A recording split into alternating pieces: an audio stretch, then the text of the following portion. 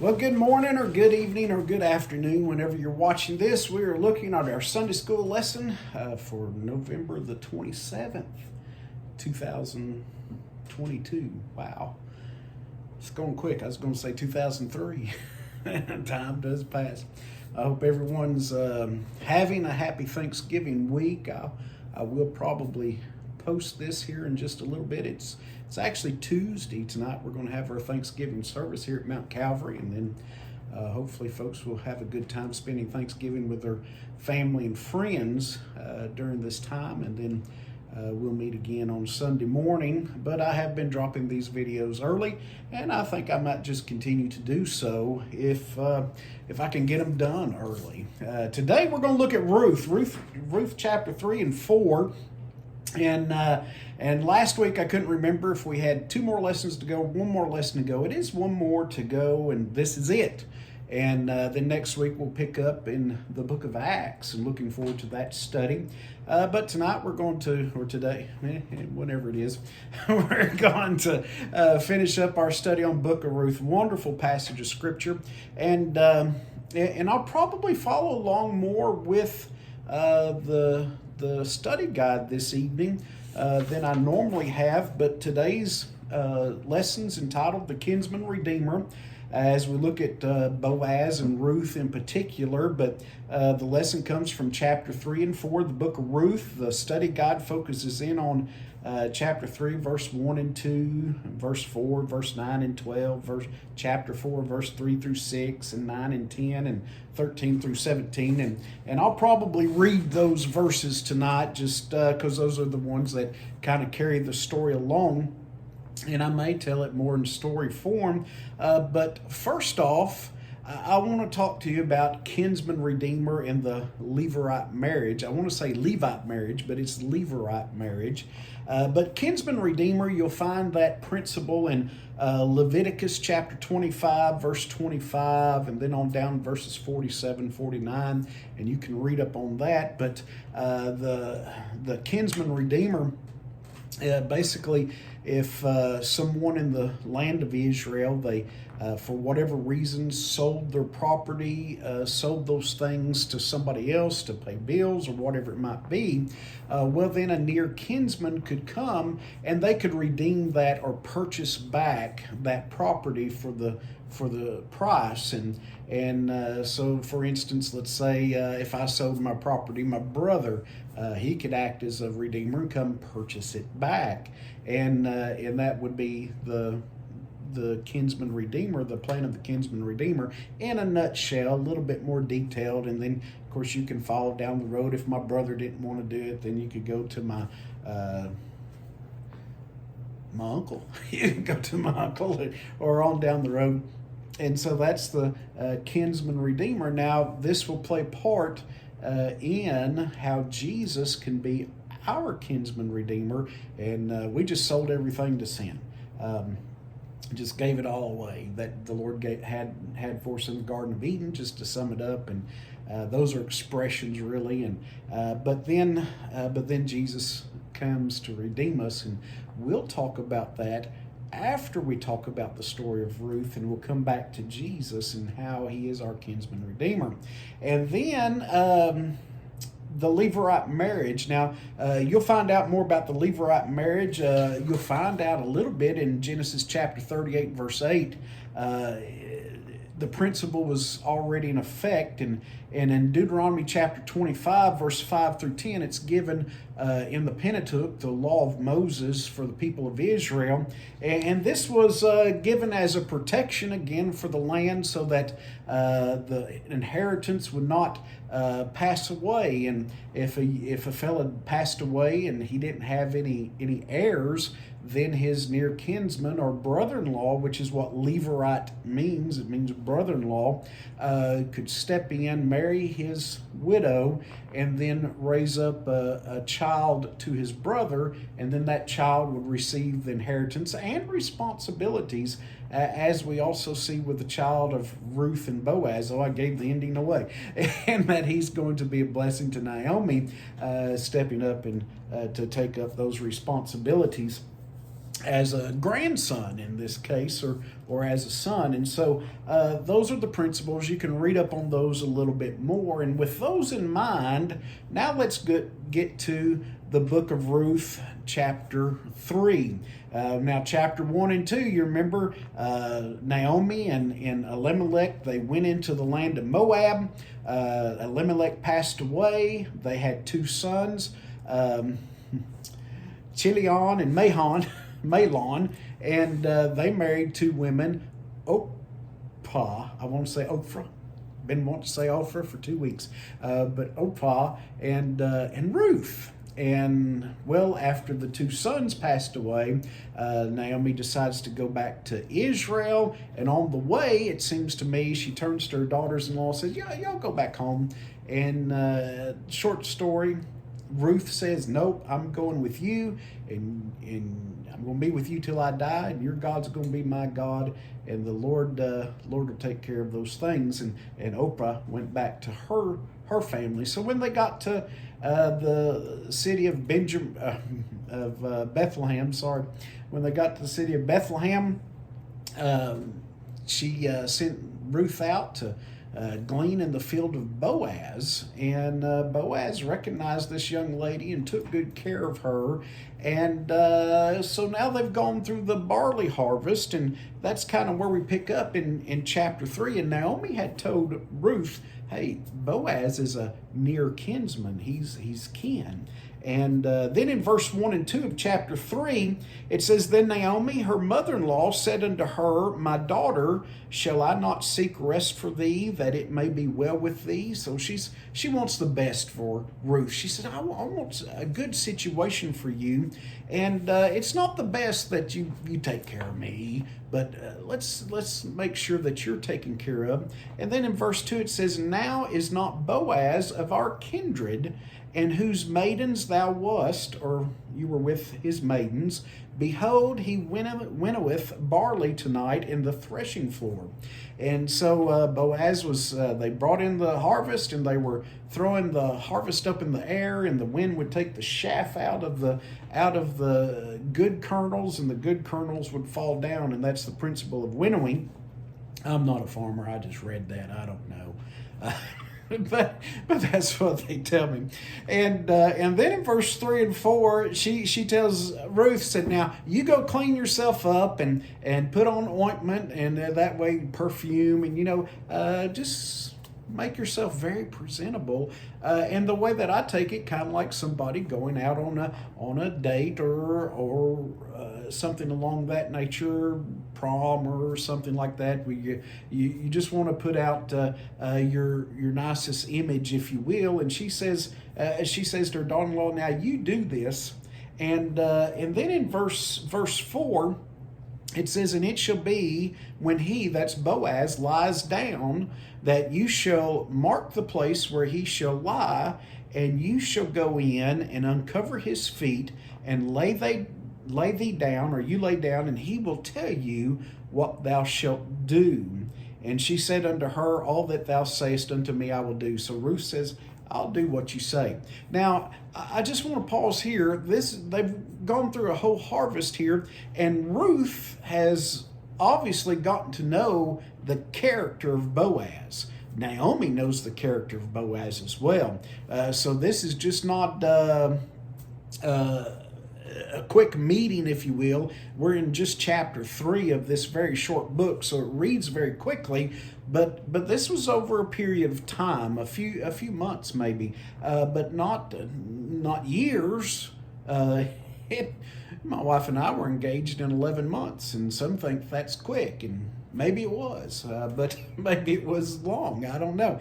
But this wasn't that long, but it wasn't completely a first meeting kind of thing. So it's been a little bit of time, and Ruth says, "Yeah, I'll do what you say," and it's good advice that she received. And so then she goes down to that place, and she laid down and uncovered his feet. Now, if you've read in our commentary and study guides, you understand that this is not a sordid affair, so to speak. This is not anything promiscuous on Ruth's part or Boaz's part, but it was something that they would understand in their culture of the time.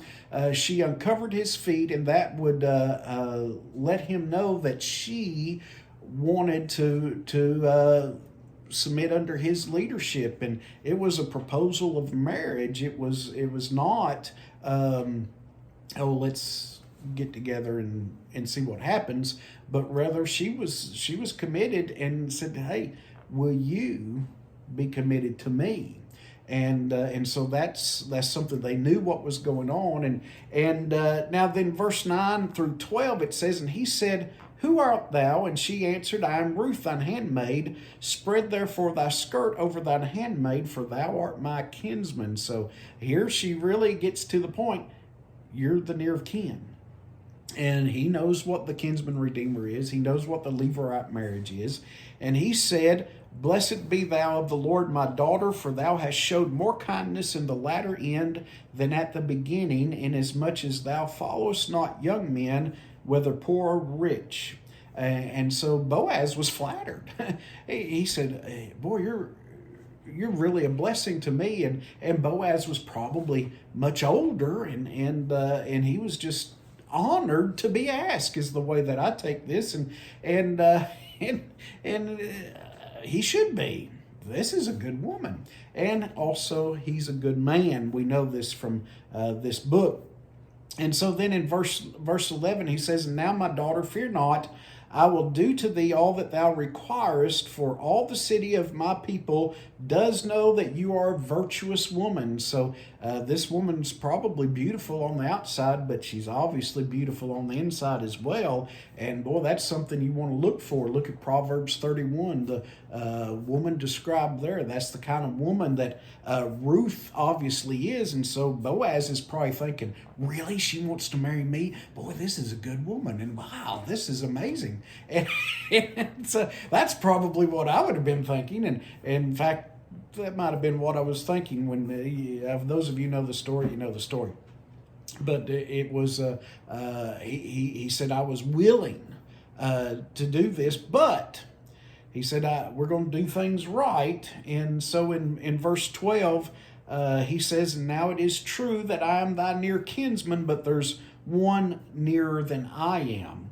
And so in verse 13 through 17, he says, now you wait here, and or whether he says, you stay here tonight, and then in the morning you leave quietly, and that way nobody would talk, I think, is what's going on there.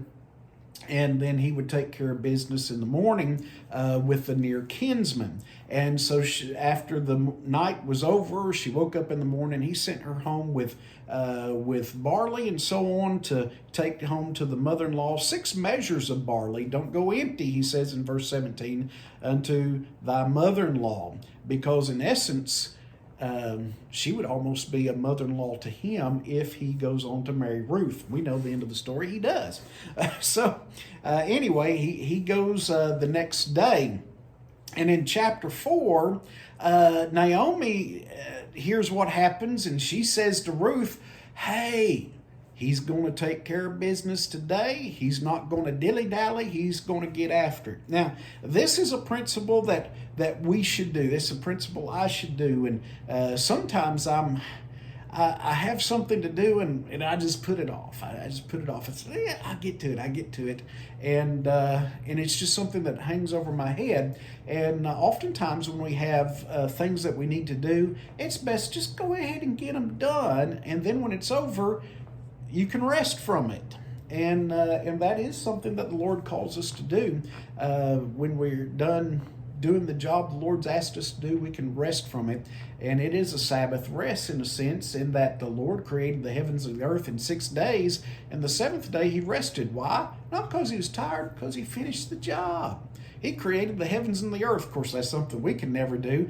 But the Lord gives us little jobs to do, much smaller compared to what he did and what he does for us. But when he gives us those little jobs, go get them done. And when you've gotten them done, then you can rest and say, it is done. And hopefully you've done your best, and hopefully your best will get better as time goes on. And the Lord will be pleased and, in essence, say, well done, my good and faithful servant, because you did the job. And so Naomi tells Ruth that Boaz, that's the kind of character this fella is. He's not going to rest till he takes care of this matter with the nearer kinsman.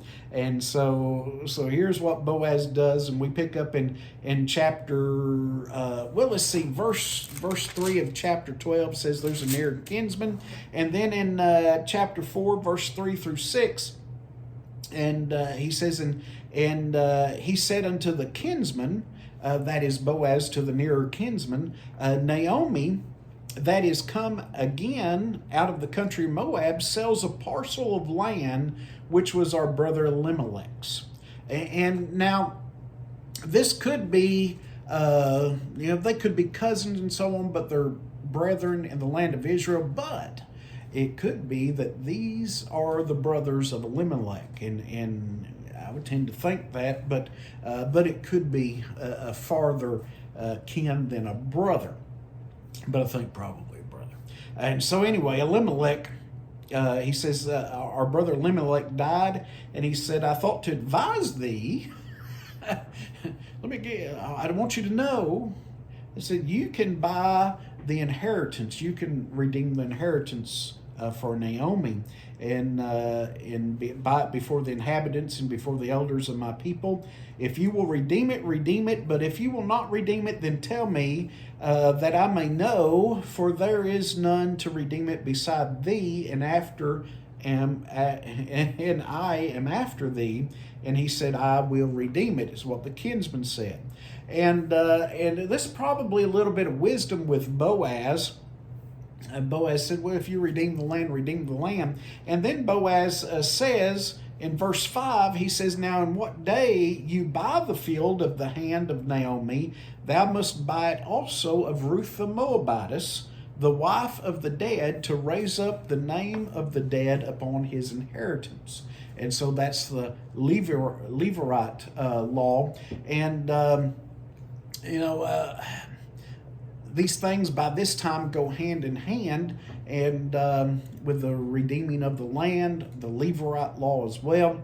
And so here Boaz says, you're gonna need to marry Ruth, and for whatever reason, I don't know all the reasons that goes on in a man's mind, and we're not told all the reasons, but the kinsman said, I cannot redeem it for myself, lest I mar my own inheritance. Redeem thou my right to thyself, for I cannot redeem it.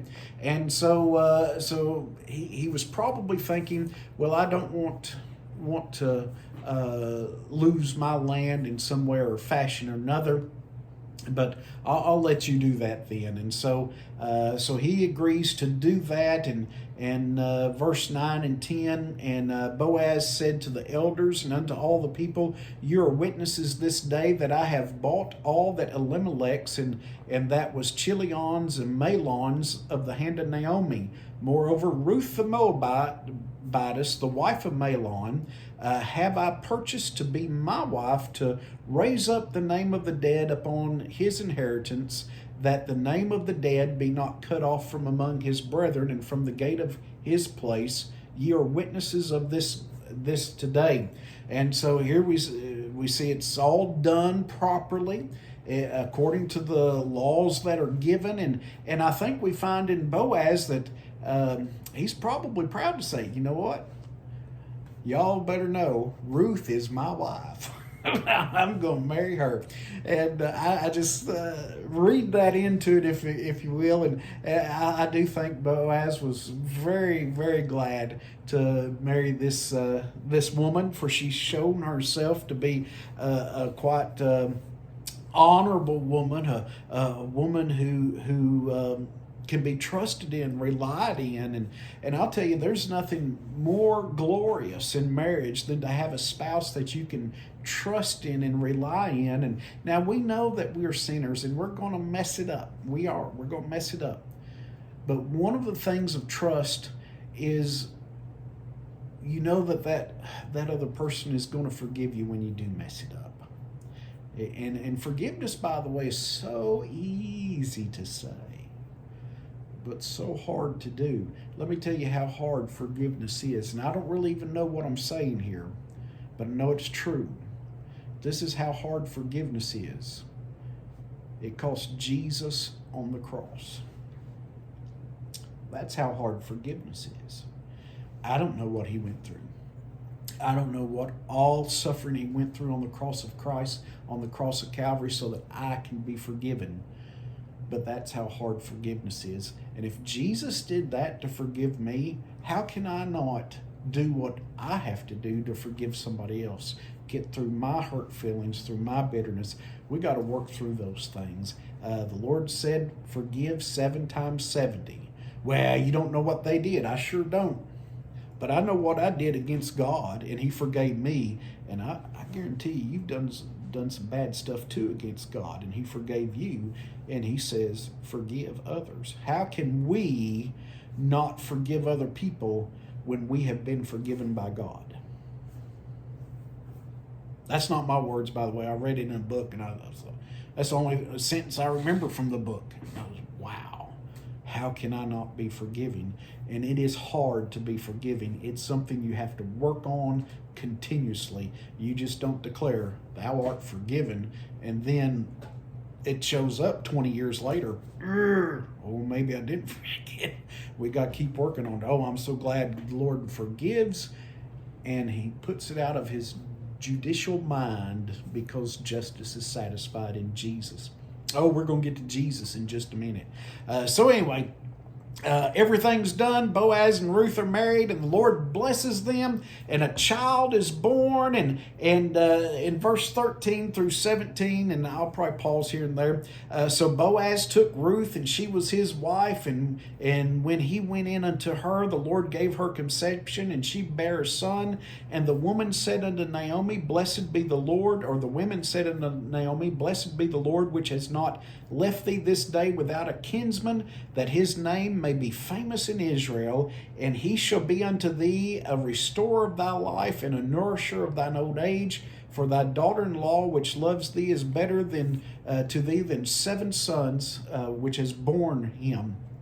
And Naomi took the child and laid it in her bosom and became nurse unto it. And the women, her neighbors, gave it a name, saying, There is a son born to Naomi. And they called his name Obed, and he is the father of Jesse, the father of David. And so the Lord blessed, and the Lord gave Naomi a child, in essence, and someone to help her and take care of her, but she would help him and take care of him first, of course.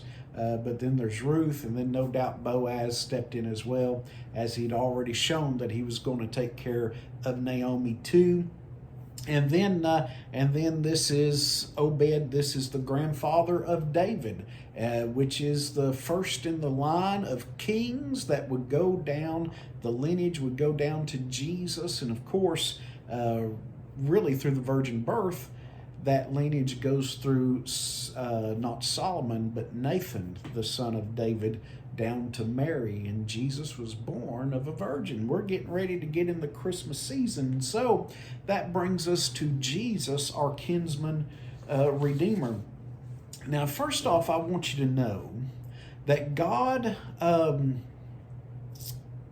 created Adam and Eve, and the Garden of Eden without sin, but Adam sinned against God.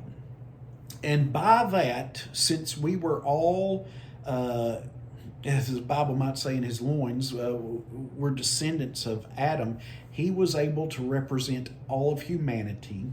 And some call that he was the federal head, and he was able to represent all humanity. And because of that, we are sinners, and therefore we're going to die because of our sin, and we're under the judgment of God because of our sin. And Adam represented us all and plunged us all into sin. Well, now that's not good, of course. And some might say, well, that's not fair, but it's really a good thing. Because who created Adam and Eve? Well, the Bible tells us that all things were created by Jesus. John chapter 1, verse 1 through 4. Jesus is we say sometimes the second person of the Godhead. Jesus is God, and he was there in the creation. He was doing the creating. The Father, Son, Holy Spirit were working together, really, and because Jesus is God, and Adam came from God, and Jesus is God, therefore Jesus can represent us all. That's why he must be God. One of the reasons why he must be God, not to mention that he had to be sinless as well. But Jesus, before he came to this earth, he did not take upon himself humanity. He did not become a man. But in order to die for us, he had to become a human being. And I want to read a couple things to you from Romans chapter 5, verse 19. For as by one man's disobedience many were made sinners, so by the obedience of one, Jesus, shall many be made righteous. And then in Galatians chapter 4, verse 4 and 5, it tells us that he can be our Redeemer because he was born of a virgin. It says, but when the fullness of time was come, God sent forth his Son, made of a woman, made under the law, to redeem them that were under the law, that we might receive the adoption of sons. And you can also read Hebrews chapter 10, verses 1 through 10. You see, here's what happened in a nutshell. Adam and Eve were created by God, and Adam plunged us all into sin. Jesus then came to this world. He was born of a virgin, and so he took upon him humanity. He became a man. He's 100% man. He's 100% God. And he added to himself, as one fellow said, being a man. But because he's virgin born, he did not have the sin nature. He is God anyway.